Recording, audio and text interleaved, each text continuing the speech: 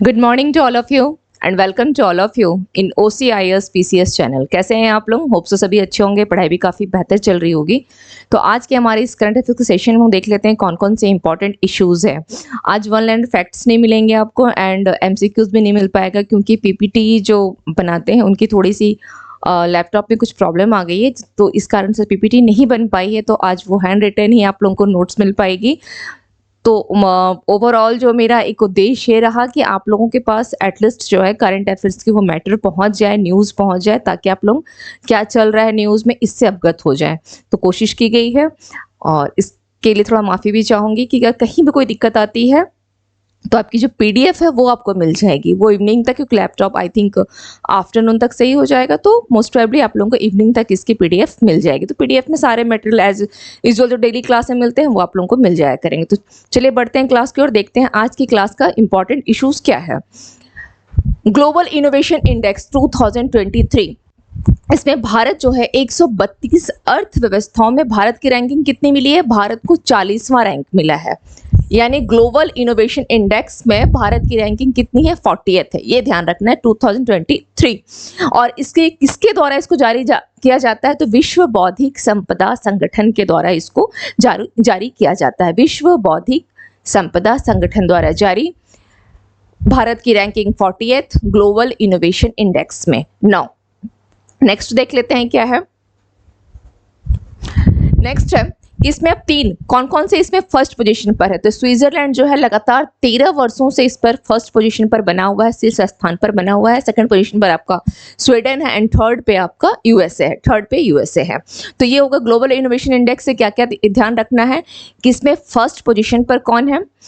तो आपका स्विट्जरलैंड है, सेकंड पोजीशन पे स्वीडन एंड थर्ड पे USA। भारत की रैंकिंग 40th है, जारी किया जाता है विश्व बौद्धिक संपदा संगठन के द्वारा इसे जारी किया जाता है। इसके अलावा थोड़ा सा और इनोवेशन को देख लें। ग्लोबल इनोवेशन इंडेक्स जो है यानी GII जो है सामाजिक एवं आर्थिक परिवर्तन का आकलन किसके बारे में आकलन कर रहा है? तो सामाजिक एवं आर्थिक परिवर्तन का आकलन करने का इसे एक टूल माना जाता है। और इसे बोला जाए तो इस पूरे रिपोर्ट को, जो कि साल में एक बार जारी की जाती है, तो किसके द्वारा? कार्नेल विश्वविद्यालय, इनसीड और विश्व बौद्धिक संपदा संगठन के द्वारा इस रिपोर्ट को प्रकाशित किया जाता है। कौन कौन है?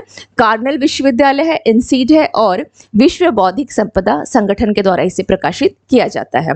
तो ये कुछ इंफॉर्मेशन हो गए ग्लोबल इनोवेशन इंडेक्स को लेकर के। नेक्स्ट न्यूज है कि 6 नए डॉर्नियर यानी DO-228 विमानों में से पहला जो विमान है भारतीय वायुसेना में इसे शामिल कर लिया गया है।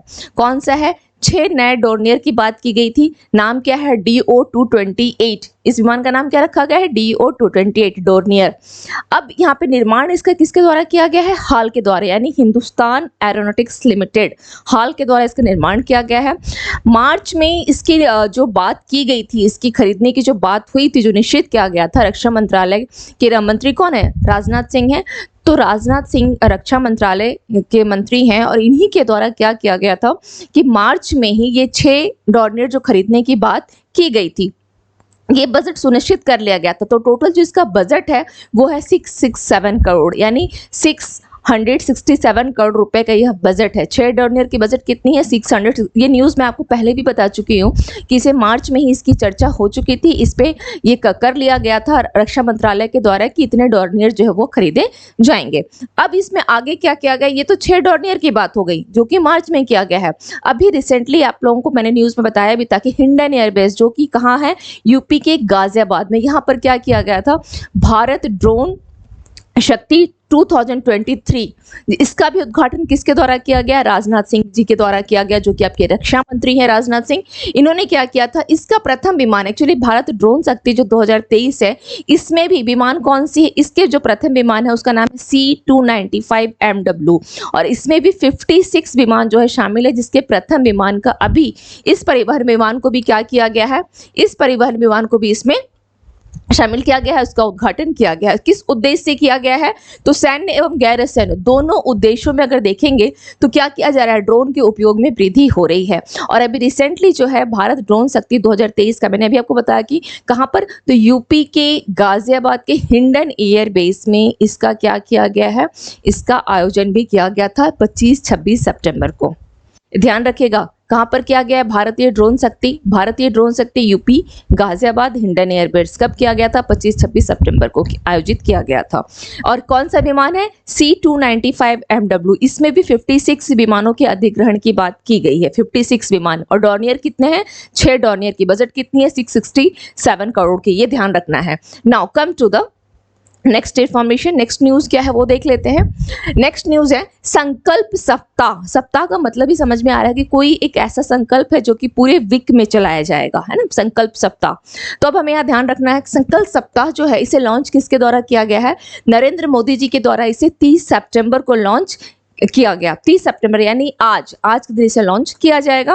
और ये है क्या, संकल्प सप्ताह क्या है, तो देश में जो आकांक्षी जिलों जो ब्लॉक हैं उन ब्लॉकों के लिए है, देश में आकांक्षी ब्लॉकों के लिए संकल्प सप्ताह को लॉन्च किया गया है। और कहाँ से किया गया है, तो नई दिल्ली के भारत मंडपम, जो सबसे बड़ा, अगर दुनिया का सबसे बड़ा कन्वेंशन सेंटर अभी कौन सा है, भारत मंडपम है, जहाँ पे G20 की अभी रिसेंटली क्या हुई थी, G20 की बैठक भी हुई थी यहाँ पर। और यहीं पर क्या है, नटराज की प्रतिमा भी है, जो दुनिया की सबसे ऊंचाई वाली प्रतिमा भी कौन सी, नटराज की प्रतिमा हो गई है, जो कि किससे संबंधित है, कि चोल वंश से इसका संबंध रहा है। नटराज की प्रतिमा यानी शिव का प्रतीक, शिव का किस रूप का प्रतीक है, तो शिव का नृत्य करती हुई मुद्रा का प्रतीक है ना।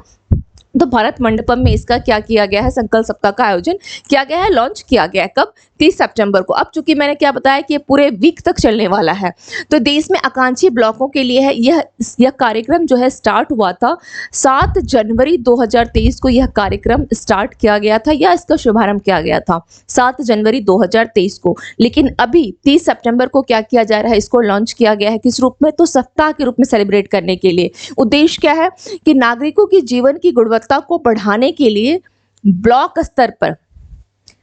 स्तर पर शासन में सुधार करना, क्योंकि आकांक्षी ब्लॉकों के लिए, तो किसके लिए, नागरिकों के जीवन की गुणवत्ता को बढ़ाने के लिए और अच्छा करने के लिए, बेहतर करने के लिए ब्लॉक स्तर पर क्या करना है, शासन में सुधार करना है।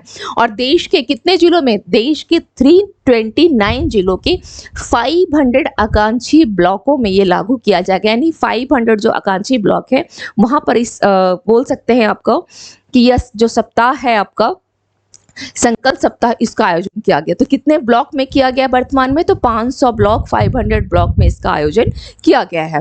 अब बात आती है, चूंकि ये क्या था, एक संकल्प सप्ताह था जो कि आपके कब से कब तक चल रहा है, तो 30 अक्टूबर से लेकर के ये कब तक चल रहा है, 9 अक्टूबर तक चल रहा है, 9 अक्टूबर तक। तो पूरे देखा जाए तो 8-9 दिन का है, पूरे एक वीक का प्रोग्राम आप मान के चले। तो पहले इसकी एक थीम, तो हर दिन की एक थीम रखी गई है, एक स्पेशल थीम जो है प्रत्येक दिन का रखा गया है।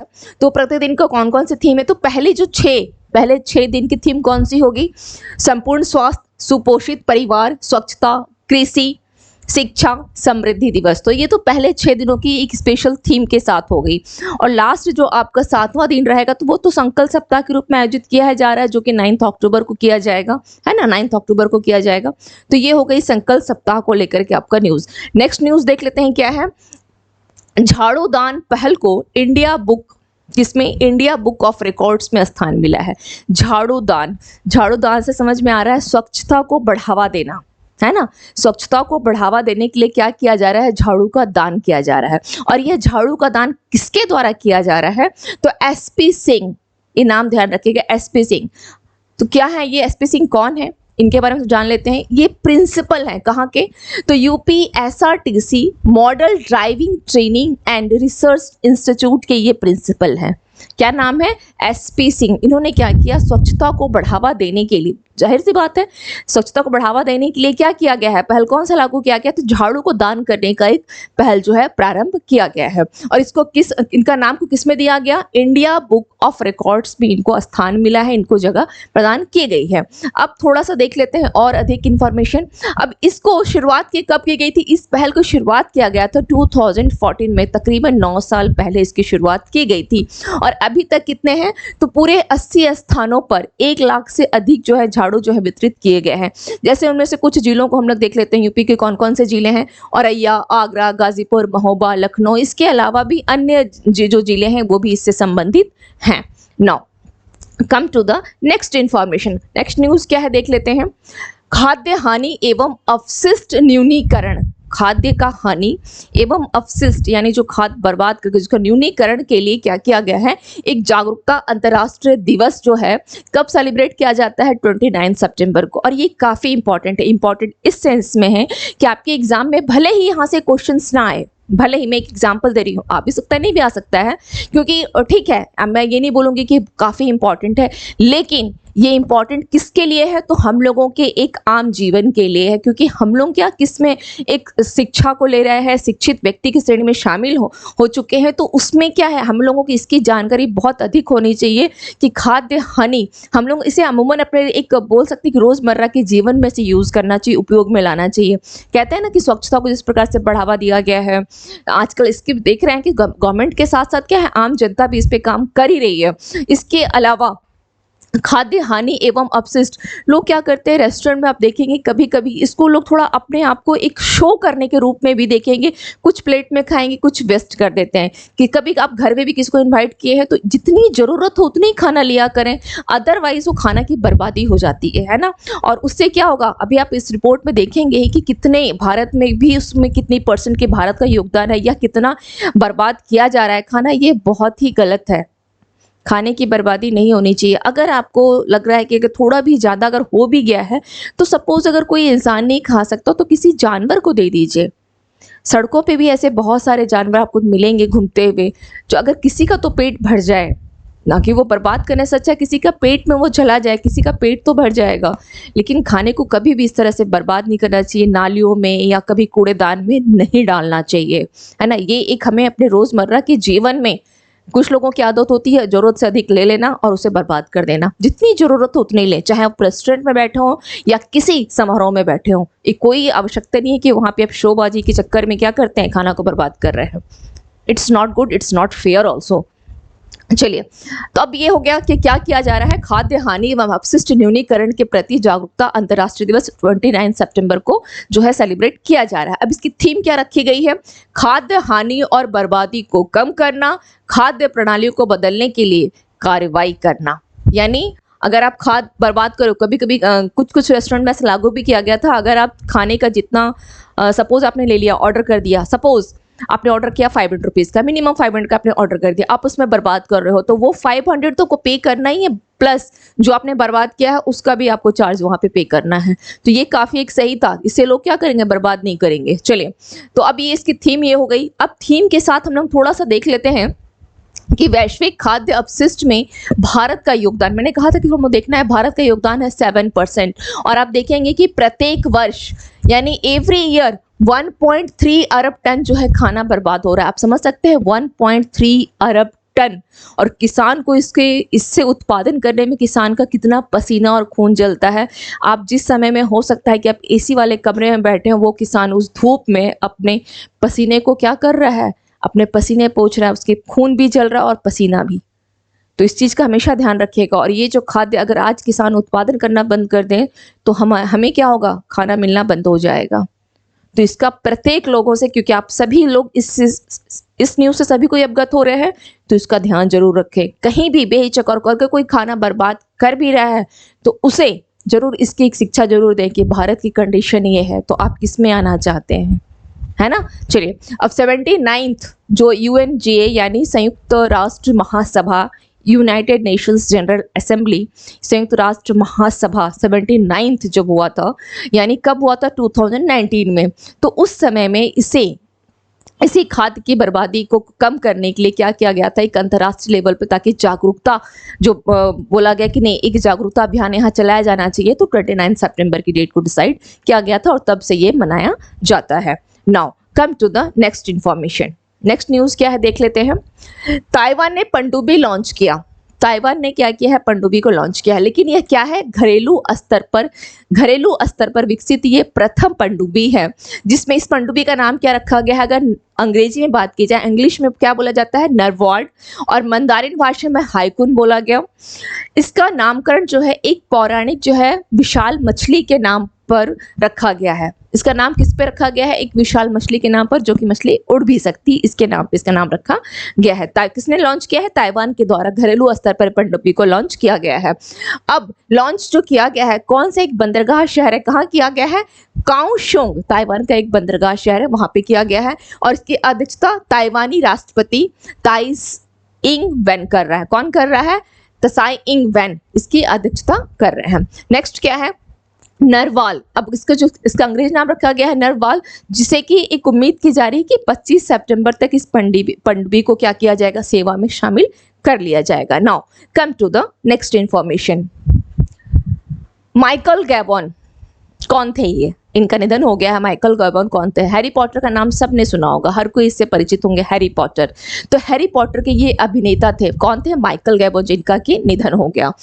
8 हैरी पॉटर पूरी सीरीज कितनी थी? 8 हैरी पॉटर की, जिस तरह से आज वेब सीरीज होती है उस तरह से हैरी पॉटर की कितनी सीरीज थी? टोटल 8 सीरीज थी। और इस 8 सीरीज में से 6 में उन्होंने क्या था? प्रोफेसर एल्बस डम्बलडोर की भूमिका में रहे हैं। प्रोफेसर एल्बस डम्बलडोर की भूमिका में ये रहे हैं, ये ध्यान रखना है। बाकी आपको तो डिटेल में मैंने कहा ही है कि पीडीएफ में इमेज के साथ सब कुछ मिल जाएगी। नेक्स्ट इन्फॉर्मेशन है, नेक्स्ट न्यूज़ क्या है? अर्जुन चीमा, सरबजोत सिंह, शिव नरवाल, इनको क्या मिला है? स्वर्ण पदक। किस लिए मिला है स्वर्ण पदक? 10 मीटर एयर पिस्टल में इनको स्वर्ण पदक मिला है। किसमें? एशियाई खेल में। और जो एशियाई खेल कब से कब तक चलेगा? 23 सितंबर से स्टार्ट होकर के ये आपका 8 अक्टूबर तक चलेगा। और भारत के एथलीट जो है कितने खेलों में? तो 39 स्पोर्ट्स में इसमें पार्टिसिपेट जो है किया जा रहा है। तो कहाँ हो रहा है? चीन के हांगझो में किया जा रहा है एशियाई खेल, चीन के हांगझो में। अब इसमें इनको मिला है 10 मीटर एयर पिस्टल में इनको स्वर्ण पदक मिला है, ये ध्यान रखना है। क्लियर? तो आज की जो क्लास है इसे यहीं समाप्त करनी होगी, क्योंकि क्वेश्चंस वगैरह ऐड करना थोड़ा मुश्किल हो गया था पीपीटी के कारण। लेकिन आज की क्लास की जो क्वेश्चंस रिलेवेंट होंगे टॉपिक से, ये आपको, चूंकि कल संडे है और आपको मंथली, इस मंथ की, ये सितंबर मंथ की भी आपको, पूरी मंथ की भी करंट अफेयर्स में मिल जाएगी एमसीक्यूज फॉर्म में। प्लस कल की क्लास में आज का जो ये क्वेश्चंस जो रह गए नहीं करवा पाई हूँ, उसकी कल मॉर्निंग की क्लास में आपको ये भी ऐड मिल जाएगा। तो इसके लिए तो मैं बहुत माफ़ी चाहूँगी आप लोगों से, क्योंकि थोड़ा सफ़र करना पड़ रहा है। लेकिन कभी कभी क्या होता है, हम लोगों के साथ एक बहुत पॉजिटिव चीज़ कि रास्ता हमेशा निकालना चाहिए। न्यूज़ तो लेना है, जरूरी नहीं अगर वहाँ से पीपीटी से नहीं मिल पाया तो चलो बाई हैंड कोशिश की गई कि आप लोग तक ये न्यूज़ पहुँच जाए। तो और इसके लिए जो आप लोग कोऑपरेट कर रहे हैं, इसके लिए भी बहुत बहुत धन्यवाद। हाँ, एक चीज़ और बोलूँगी, मैं हिस्ट्री की क्लास भी कल शाम को जो मैंने वीडियो आप लोगों को अपलोड मिला था, उसमें अगर आप लोगों को पीपीटी को लेकर के प्रॉब्लम है कि हैंड रिटन पीपीटी नहीं होना चाहिए, बाज़ाब्ता बिल्कुल जिस तरह से पीपीटी आती है कंप्यूटराइज्ड होती है, उस तरह से अगर आपको चाहिए, जैसा भी लगे, तो एक बार आप लोग मुझे इन्फॉर्म जरूर करें, एक मैसेज जरूर दें। तो इससे क्या होगा, और मैसेज किस रूप में देना है, कमेंट सेक्शन में जो कमेंट करके जरूर आप लोग एक मैसेज डाल दीजिए वहाँ पर कि हाँ, आप लोगों को पीपीटी जिस तरह से मैं बता रही हूँ क्लास ली हिस्ट्री का, वैसा सही रहेगा, या फिर एज यूजुअल जो डेली आप लोगों को बेसिस पे पीपीटी मिलती है उस तरह से चाहिए। जैसा भी आपका सुझाव हो, एक बार आप लोग जरूर दें, उस बेस पे फिर आगे का क्लास जो है ली जाएगी। तो मिलते हैं फिर नेक्स्ट सेशन में। Thank you to all of you and have a nice day.